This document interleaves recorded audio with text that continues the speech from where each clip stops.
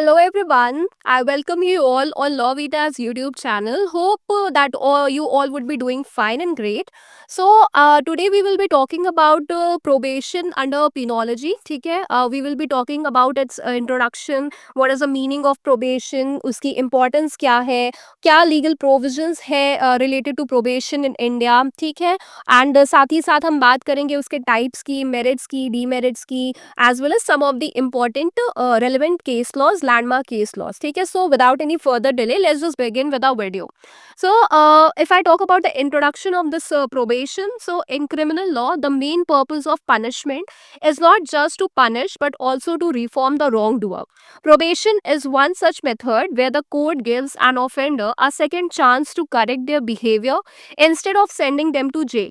Probation is based on the idea that not all offenders are dangerous and some can be reformed by proper guidance and supervision. ठीक है, so friends listen, criminal law में punishment का जो main objective होता है वो ये नहीं होता है कि जो ऑफेंडर है सिर्फ उसको सजा देना, ठीक है, उसको पनिश करना, बल्कि उसे रिफॉर्म करना भी उसका एक मेजर ऑब्जेक्टिव होता है. जेल भेजने के बजाय कोर्ट जब किसी गलती करने वाले को एक सेकेंड चांस देता है अपनी उस पर्टिकुलर गलती को सुधारने का, तो उस तरीके को या उस आइडिया को हम कहते हैं प्रोबेशन. एंड प्रोबेशन इस थिंकिंग पे बेस्ड है कि हर ऑफेंडर डेंजरस नहीं होता है और कुछ को सही, अगर सही गाइडेंस और सुपरविजन मिले तो उसे सुधारा भी जा सकता है. ठीक है, now you will see that what is the meaning of probation. So the word probation means a period of testing और observation. In criminal law, it means that an offender is released by the court either with a warning or under certain conditions. The person is allowed to live in society but must follow specific rules and behave properly. If they do this successfully, they are not punished further. But if they break the conditions, they can be brought back to court and sentenced. ठीक है, so probation word का मतलब है एक observation period या testing period, testing का time. Criminal law में इसका मतलब है कि कोर्ट एक ऑफेंडर को जेल भेजने के बजाय उसे रिलीज कर देता है. ठीक है, या तो बस एक वार्निंग देके, एडमोनिशन जिसे हम कहते हैं, या फिर कुछ खास कंडीशंस के बेसिस पे उसे रिलीज किया जाता है. इसमें उस पर्सन को सोसाइटी में रहने की परमिशन होती है, लेकिन उसे स्पेसिफिक रूल्स को, मतलब उसे जो है कुछ स्पेसिफिक रूल्स जो कि कोर्ट ने ले डाउन किए होते हैं, हर depending on the facts and circumstances of each case उसे फॉलो करना होता है और प्रॉपर्ली बिहेव करना होता है. ठीक है, साथ ही साथ अगर वो सक्सेसफुल रहता है, ये सारे ही रूल्स को फॉलो करता है, ठीक है, तो उसे आगे पनिश नहीं किया जाता है, उसे किसी भी टाइप की कोई सजा नहीं दी जाती है. लेकिन अगर वो रूल्स तोड़ता है, वॉयलेट करता है, ब्रेक करता है, तो उसे वापस कोर्ट जो है वो बुला लेती है और उसे सेंटेंस दिया जाता है, उसे पनिश किया जाता है. ठीक है, and now we will see that what is the importance of this probation system. ठीक है, so probation बहुत ज़रूरी है. क्यों ज़रूरी है देखते हैं. so it gives the offender a chance to reform. ठीक है, तो ये probation जो है इससे offender को अपनी जो भी mistakes है, गलती है, उसे सुधारने का, रिफॉर्म करने का और एक मतलब बेटर पर्सन, बेटर सिटीजन बनने का एक चांस मिलता है. और जो जेल के जो स्ट्रिक्ट रूल्स होते हैं उसमें अगर वो बंद होके, मतलब उसको अगर रखा जाएगा, तो मे बी उसे ये चांस ना मिले और वो इन अ बेटर वे सोसाइटी में वापस इनकलकेट ना हो सके.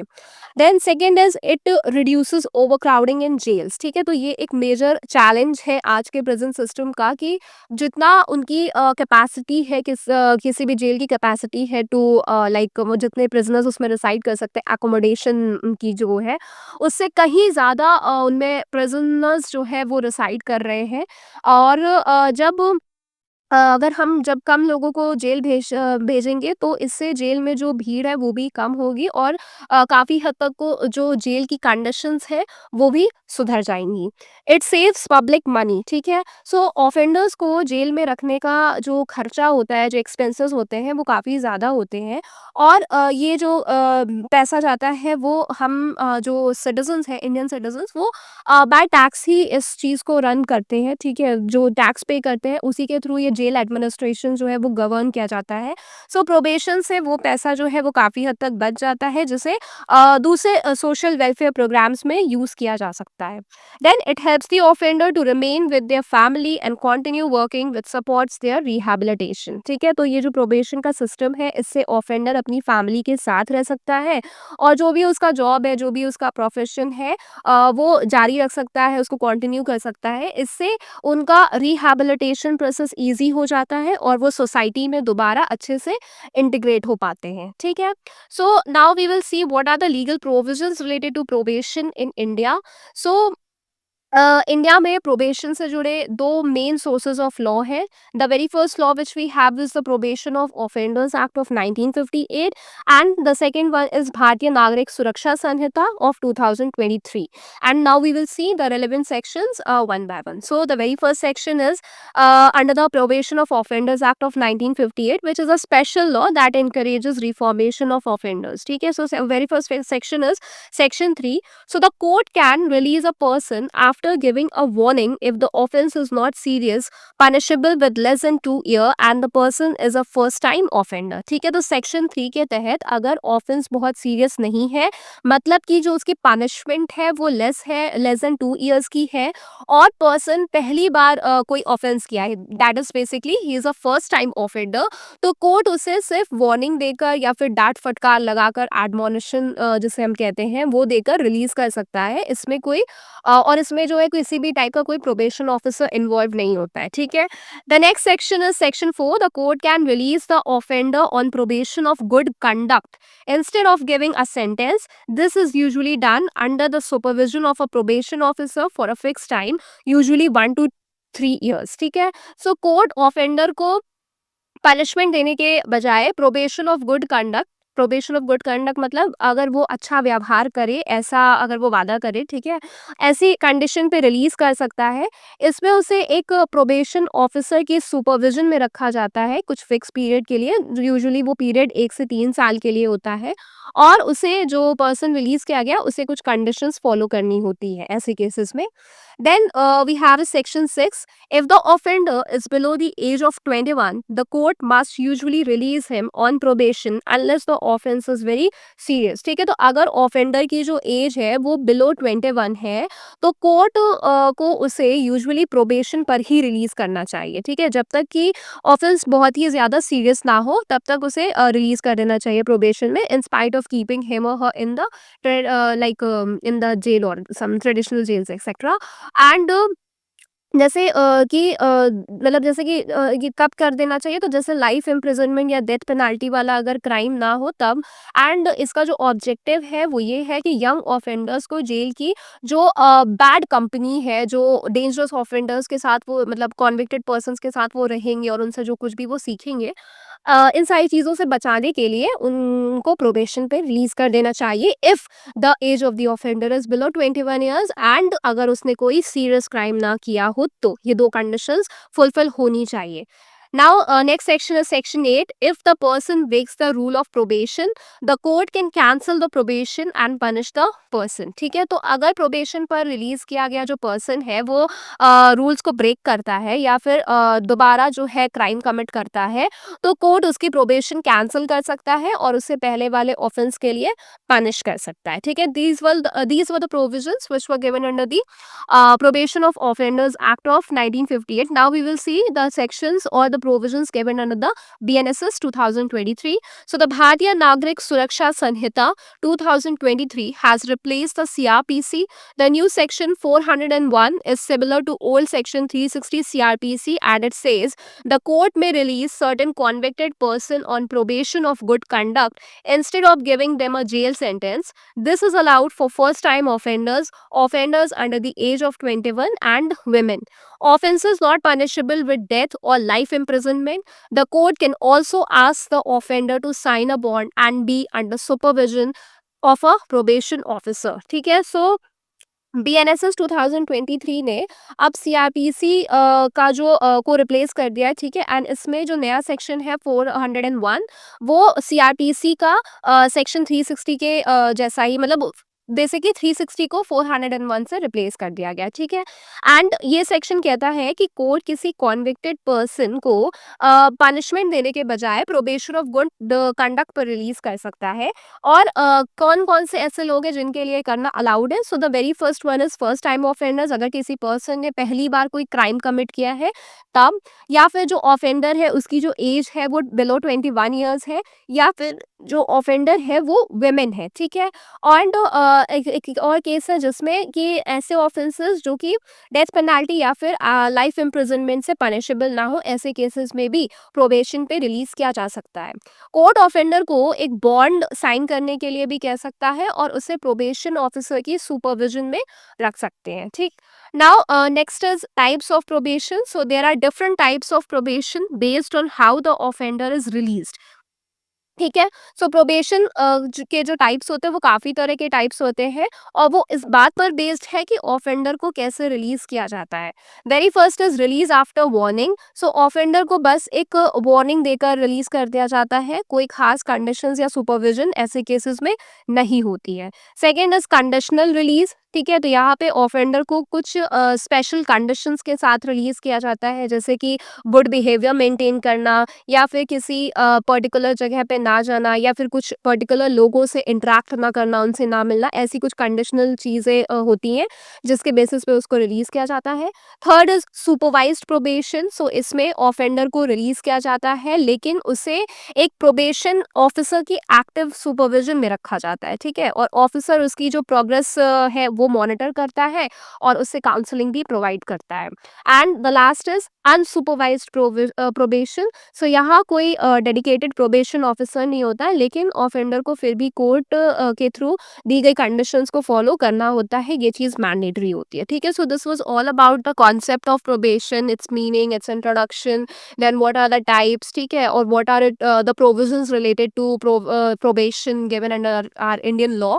Now we will see that after dealing with all these concepts, what are the merits and demerits of probation. So the very first merit of probation is reformation of offenders. So probation helps to reform the offenders by allowing them to stay in society, receiving counseling and live a normal life, ठीक है।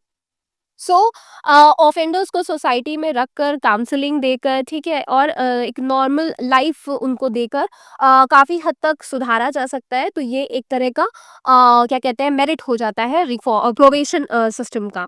Then next is reduces jail population, ठीक है। तो जैसे कि मैंने पहले ही आपको बताया है कि जो जेलें हैं आजकल की, उसमें उनकी क्षमता से ज़्यादा, कई गुना ज़्यादा जो है प्रिजनर्स रिसाइड कर रहे हैं।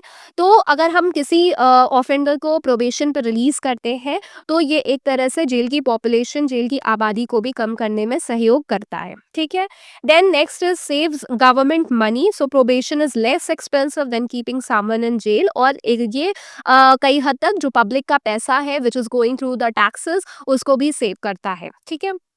And fourth one is protects family life. So the offender can stay with family, earn a living and contribute to society. So offender अपनी family के साथ रह सकता है, कमा सकता है और society में contribute कर सकता है like a normal like any other normal human being. And इससे जो है वो family जो है वो भी disintegrate होने से बच जाती है. Then it reduces repeat offending. With proper guidance, the chances of committing another offense can be reduced. ठीक है, तो अगर सही गाइडेंस और सपोर्ट से दे मतलब, तो ऑफेंडर के दोबारा क्राइम करने के जो चांसेस है वो काफ़ी हद तक कम हो जाते हैं। Avoids criminal stigma. The person avoids the label of criminal which can help them get jobs and respect in society, ठीक है। तो पर्सन को क्रिमिनल का जो लेबल है वो नहीं मिलता है ऐसे उसको रिलीज करने से प्रोबेशन पे, जो उन्हें जेल जाने के बाद मिल जाता है, और जो पर्सन है वो जॉब्स में, सोसाइटी में एक रिस्पेक्ट पा सकता है और एक रेस्पेक्टेबल लाइफ जी सकता है, ठीक है, इस सिस्टम को फॉलो करने से। Now we will see that what are the demerits, cause और disadvantages of this probation system. Now, number one is not suitable for all offenders. So, dangerous criminals or repeat offenders may misuse their chance and commit more crimes, ठीक है। So dangerous criminals या repeat offenders इस ये जो chance होता है उसका एक तरह से गलत फायदा उठा सकते हैं और क्राइम्स को जो है वो रिपीट कर सकते हैं। ये चांसेस होते हैं अगर किसी ऑफेंडर को रिलीज किया जाता है प्रोबेशन पे, and this is the one of the demerits of this system. Second is weak supervision. In many areas, there is a shortage of trained probation officers. As a result, monitoring is not effective. ठीक है, although ये provision है कि train probation officers जो है वो किसी भी प्रोबेशन पे रिलीज्ड पर्सन को, ऑफेंडर को मॉनिटर करेंगे, उनकी प्रोग्रेस रिपोर्ट बनाएंगे, लेकिन कई जगहों पर इन ऑफिसर्स की कमी होती है जिसके चलते इफेक्टिव मॉनिटरिंग जो है वो नहीं हो पाती है। Third demerit is public safety risk. If the offender commits another crime during probation, it can risk public safety. ठीक है, सो अगर प्रोबेशन पर रिलीज किया गया ऑफेंडर प्रोबेशन पीरियड के टाइम या उसके ड्यूरेशन के दौरान कोई और क्राइम कर देता है तो इससे पब्लिक सेफ्टी, ठीक है, जो जनता की जो सुरक्षा है वो काफ़ी मतलब रिस्की हो जाती है। creates a soft image of law, ठीक है। So people may feel that the legal system is too soft and does not punish criminals properly, ठीक है। तो ये एक तरह का ऐसा इमेज फॉर्म करता है कि जो हमारा इंडियन जुडिशियल सिस्टम है, लीगल सिस्टम है, वो सॉफ्ट है और क्रिमिनल्स को ठीक तरह से पनिश नहीं किया जाता है। ऐसी इमेज नॉर्मल जो सिटीजन्स है, नॉर्मल पीपल जो रह रहे हैं, सोसाइटी जो है उसके आंखों में फॉर्म हो सकती है। Then fifth is delayed justice. If probation fails and the person has to be punished later, it may lead to delay in justice. ये एक बहुत बड़ा डीमेरिट है कि अगर प्रोबेशन फेल हो जाती है, ठीक है, क्योंकि किसी भी ऑफेंडर को कुछ कंडीशंस पे ही रिलीज किया जाता है ऑन प्रोबेशन, और अगर वो उन रूल्स का, उन कंडीशंस का वायलेशन करता है और विच इन कॉन्सिक्वेंस ये हो जाता है कि प्रोबेशन जो है वो फेल हो जाती है, तो उस पर्सन को बाद में पनिश करना पड़ता है और इससे जो है जस्टिस डिलीवरी का जो मैकेनिज्म है वो और डिले हो जाता है। ठीक है, now we will see some of the important case laws which are dealing with this probation. Number one is Muhammad Aziz versus the state of UP 1976. Here the court said probation should not be divided just because the denied just because the offense involves moral wrongdoing. The judge should look at the full background of the offender, such as age, character, and chances of reform. Importance: courts gave probation even in morally serious offenses if the offender deserves a chance. ठीक है, सो इस case में यहाँ पे court ने कहा कि probation को सिर्फ इसलिए मना नहीं कर देना चाहिए क्योंकि ऑफेंस में मॉरल रॉन्ग डूइंग इन्वॉल्व्ड है। ठीक है, जज को ऑफेंडर का पूरा बैकग्राउंड देखना चाहिए, जैसे कि उसकी एज क्या है, उसका क्या कैरेक्टर है, या फिर उसके जो सुधरने के, रिफॉर्म होने के, गुड ह्यूमन बीइंग बनने के जो चांसेस है वो कितने हैं। और इस केस ने कोर्ट्स को ये राइट दिया कि वो मॉरली सीरियस ऑफेंसेस में भी प्रोबेशन दे सकते हैं अगर ऑफेंडर एक जो चांस है, एक मौका जो है, अगर वो डिजर्व करता है तो ऐसे केसेस में भी कोर्ट्स उनको प्रोबेशन दे सकती है। Then the next case is Dattatreya versus state of Maharashtra, which is of 1978, the accused caused death by negligence. The Supreme Court gave him probation, saying that the law should try to reform people, not just punish them. Importance: even in serious but non-intentional offenses, probation can be given if the offender is not dangerous. ठीक है, सो इस case में accused ने negligence से death cause की थी और supreme court ने उसे प्रोबेशन दी। कोर्ट ने कहा कि हमारा जो मकसद है, मतलब हमारा जो ऑब्जेक्टिव है वो लोगों को सिर्फ पनिश करना नहीं है बल्कि उन्हें सुधारना भी है, that is to reform people. ये भी एक मेजर बेसिक ऑब्जेक्टिव है of our this Indian judicial system. And इसने बताया कि मतलब कि serious but non intentional offences, मतलब ऐसे ऑफेंसेस जो सीरियस तो है लेकिन वो इंटेंशनल नहीं थे, ऐसे ऑफेंसेस में भी प्रोबेशन दी जा सकती है अगर ऑफेंडर जो है वो डेंजरस ना हो तो। Third cases, state through CBI versus Ramesh गेली 2006।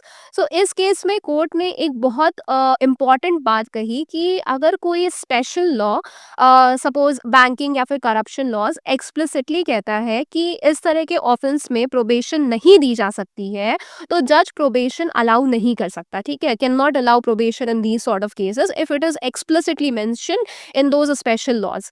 और इस केस में क्लियर किया गया कि प्रोबेशन हर केस में नहीं दिया जा सकता, खासकर अगर स्पेशल लॉज उस पे किसी भी तरह का बार इम्पोज करते हैं तो। ठीक है, now with this we have come to the conclusion of this topic which says probation is a reformative and progressive method in criminal law. ठीक है, तो प्रोबेशन क्रिमिनल लॉ में एक बहुत ही रिफॉर्मेटिव और प्रोग्रेसिव मेथड है। इसका फोकस सिर्फ पनिशमेंट देने के बजाय ऑफेंडर्स के बिहेवियर को इम्प्रूव करने पर होता है। ये मेथड खासकर first time offenders, young people या फिर वुमेन के लिए बहुत यूजफुल है। प्रोबेशन ऑफ ऑफेंडर्स एक्ट 1958 और बीएनएसएस 2023 का सेक्शन 401 दोनों इस कॉन्सेप्ट को सपोर्ट करते हैं, जो जस्टिस सिस्टम के लिए एक बहुत यूजफुल टूल है। लेकिन प्रोबेशन को सक्सेसफुल बनाने के लिए इस सिस्टम को ट्रेन्ड ऑफिसर्स, प्रॉपर सुपरविजन और सही लोगों को सेलेक्ट करने की ज़रूरत है, केयरफुल सिलेक्शन की ज़रूरत है। अगर इसे वाइजली यूज़ किया जाए तो प्रोबेशन क्राइम को कम करने में, क्राइम को रिड्यूस करने में और एक बेटर सोसाइटी बिल्डअप करने में बहुत कारगर साबित हो सकती है, बहुत ही हेल्पफुल साबित हो सकती है। So this was all about probation and its all discussions related to the Indian context. I believe that you would have understood the topic very well. And if you have any doubts or suggestions, please do leave it in the comment section. I would be happy to address those. And till then, bye bye and see you in the next lecture. Thank you.